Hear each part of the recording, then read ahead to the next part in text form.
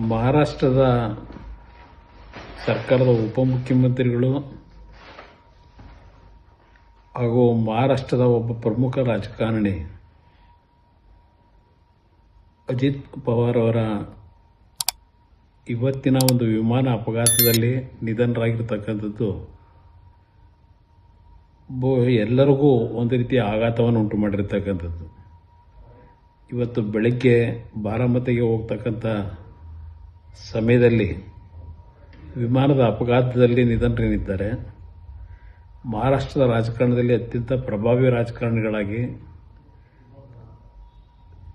ಮಹಾರಾಷ್ಟ್ರದ ಸಹಕಾರಿ ಕ್ಷೇತ್ರ ಹಾಗೂ ಕೃಷಿ ಕ್ಷೇತ್ರದಲ್ಲಿ ಅವರದೇ ಆದಂಥ ಹೆಚ್ಚಿನ ಒಂದು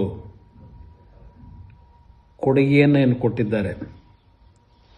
ಇವತ್ತಿನ ಅವರ ನಿಧನ, ಆಕಸ್ಮಿಕವಾದಂಥ ನಿಧನ ಅಪಘಾತದಲ್ಲಿ ನಿಜಕ್ಕೂ ಎಲ್ಲರಿಗೂ ದುಃಖವನ್ನು ಉಂಟು ಮಾಡಿರ್ತಕ್ಕಂಥದ್ದು ಮತ್ತು ಮಹಾರಾಷ್ಟ್ರದ ರಾಜಕಾರಣದಲ್ಲಿ ಒಂದು ದೊಡ್ಡ ಆಘಾತವನ್ನು ಉಂಟು ಮಾಡಿದೆ.